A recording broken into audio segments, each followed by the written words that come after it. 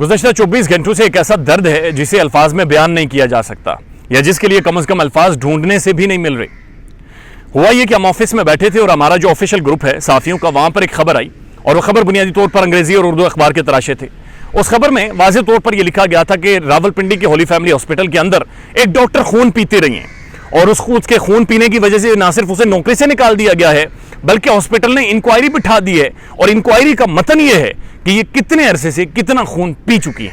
उसके बाद हमने देखा कि जब यूट्यूब, फेसबुक, ट्विटर, इंस्टाग्राम सब जगह पर जाकर देखा तो वीलॉग्स पर वीलॉग्स धड़ाधड़ आ रहे थे, और कोई ये कह रहा था मेरे चाचे का खून भी पिया गया, किसी ने कहा कि 500 लीटर खून पी गई है, किसी ने कहा 200 लीटर खून पिया है, कोई कहता था कि खून बाहर से खरीद कर पीती रही हैं। बहरहाल ये सारा सिलसिला एक चलता रहा।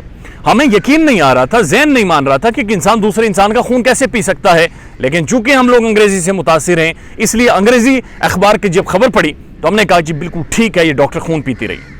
उसके बाद इनके वालिद से कांटेक्ट किया और बड़ी मुश्किल से तकरीबन 1.5-2 घंटे कन्विंस करने के बाद इनके वालिद ने हमें अगले ही दिन अपने घर बुला लिया कि आप आ जाएं, 12 बजे आकर बच्ची का इंटरव्यू कर लें, हमारे घर आ जाएं, आपने जो भी बातचीत करनी है करें।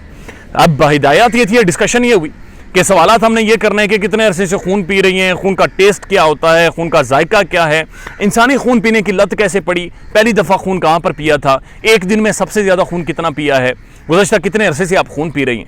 ये सारे सवालात तैयार करके हम उनके घर पहुँचे। आप यकीन कीजिए मैं दंग रह गया जब उनके वालिद, एक 60-65 साल बुजुर्ग शख्सियत जब बाहर आई, और वो एक सरकारी महकमे से रिटायर्ड एक एजुकेटेड शख्सियत थे, उनकी आंखें सूजी हुई थी, आंखों के अंदर उस वक्त भी आंसू थे। उन्होंने हमारी गाड़ी पार्क करवाई, अंदर लेकर गए। घर को देखकर ही ऐसा महसूस हो रहा था जैसे यहाँ से कोई तूफान गुजरा है, जैसे यहाँ पर तबाही किसी ने मचा दी है, जैसे एक कब्रिस्तान की खामोशी होती है, एक ऐसी खामोशी थी। घर के अंदर जब उन्होंने बिठाने के बाद उनकी वालदा तशरीफ़ लाई, और आप यकीन कीजिए मैं और मेरे कैमरामैन या जो टीम मेंबर थे हम दंग रह गए।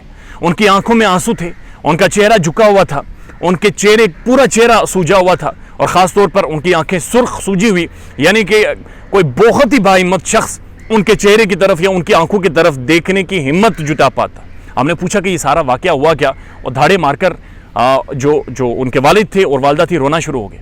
उन्होंने कहा जी हम दोनों रिटायर्ड, वालदा तो खैर उनकी जॉब जारी है, टीचर हैं, और उनके वालिद उन्होंने कहा मैं रिटायर्ड हूँ एक महकमे से। उन्होंने कहा जी हमने पूरी ज़िंदगी में, हमारी एक बेटी थी और पूरी ज़िंदगी की जमा पूंजी, अपनी 60-65 साल ज़िंदगी का जो पूरा खुलासा था, जो पूरी तरबियत थी, जो सब कुछ हमने अपनी ज़िंदगी से हासिल करना था, जितनी हमारी दुआएं थी, वो सिर्फ हमारी बेटी थी। हमने उसे डॉक्टर बनाना था। अभी बच्ची हमारी ने MBBS कंप्लीट किया। MBBS के बाद होली फैमिली में वो हाउस जॉब करने लगी। हाउस जॉब 1 साल की होती है और तकरीबन उसके 11 महीने पूरे हो गए थे, और साल पूरा होने में 1 वीक रहता था। 1 वीक पहले हॉस्पिटल के अंदर से किसी ने झूठी और जाली खबर ये फैलाई, और उस खबर ने ना सिर्फ उस खबर की वजह से हॉस्पिटल ने बच्ची को फारिग कर दिया बल्कि तबाही फेर दी उनके ख्वाबों के ऊपर। और जब ये यूट्यूब के ऊपर वीलॉग्स हो रहे थे, फेसबुक पर लिखा जा रहा था, कमेंट किए जा रहे थे, ये सब कुछ वो पढ़ चुके थे। इवन जो मैंने भी लिखा था उस दौरान कि हमारे मेडिकल में ये हो रहा है, वो कमेंट भी उन्होंने पढ़ रखा था। उसके बाद उन्होंने बच्ची को बुलाया। आप यकीन कीजिए जब वो बच्ची कमरे में अंदर दाखिल हुई, डॉक्टर यूसरा उसका नाम है, MBBS डॉक्टर है वो, और जो 3% लोग इस मेरिट को मीट करते हैं, मेडिसिन के MBBS के मेरिट को मीट करते हैं, she was one of that, जिसने वो मेरिट को मीट करके अपनी MBBS कंप्लीट की थी।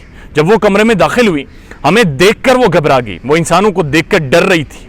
उसको देखते ही ऐसा महसूस हो रहा था जैसे इसने या तो चीखना शुरू कर देना है या यहाँ से भाग जाना है। बड़ी मुश्किल से वो वहाँ पर बैठी, और बैठने के बाद उसने कहा कि ये हॉस्पिटल के अंदर से एक खबर लीक की गई, और कुछ मेरे कलीग्स थे जो मुझसे खुश नहीं थे, जिनके साथ मेरी बाज़ों का आर्ग्यूमेंट होती थी, बहस होती थी कुछ चीज़ों को लेकर, और बाज़ों का 36 घंटे हमें काम करना पड़ता था, तो उस दौरान बाज़ों का मूड ख़राब होता था, गुफ्तगू होती थी, कुछ ऐसी डेवलपमेंट्स होती थी कि अपने कलीग्स के साथ हमारा जो उसके साथ काम करने वाले थे उनके साथ हम-आहंगी नहीं बन पाती थी या कंफर्ट नहीं होती थी, जिस वजह से ये झूठी खबर प्लांट की गई, लीक की गई। और उसी दौरान साफ़ी ने तरदीद कर दी कि ये खबर झूठी थी, उसने गलत खबर फीड की गई और उसने प्लांट कर दी। होली फैमिली हॉस्पिटल ने ये चीज़ मान लिया कि ये खबर झूठी थी, फ्रॉड था, ऐसी कोई चीज़ मंजरेआम पर नहीं आई। यकीन कीजिए उस बच्ची ने किसी इंसान का खून नहीं पिया था, लेकिन यह मुआशरा उस बच्ची और उसके घराने का खून पी चुका था।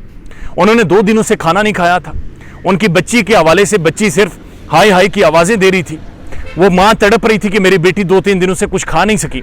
एक बेटी, वालिद अकेला खुद को महसूस कर रहा था, कह रहा था कि लोग हमारे साथ नहीं खड़े, कह रहा था लोग फेसबुक यूट्यूब पर जाकर हमें गालियां दे रहे हैं। हमने कहा हमें इंटरव्यू दें, आप अपना बयानिया दे दें, कम से कम तरदीद कर दें। उन्होंने कहा हम तरदीद भी नहीं कर सकते क्योंकि हमें ये डाउट है कि अब लोगों ने आकर हमें मारना है।